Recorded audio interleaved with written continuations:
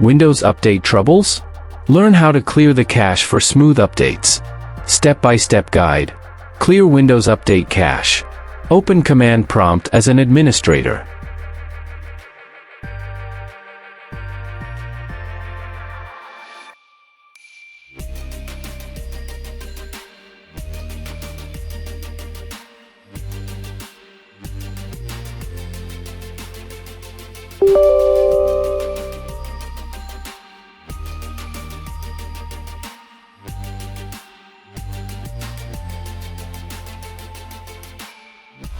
Type the following commands one by one and press Enter after each.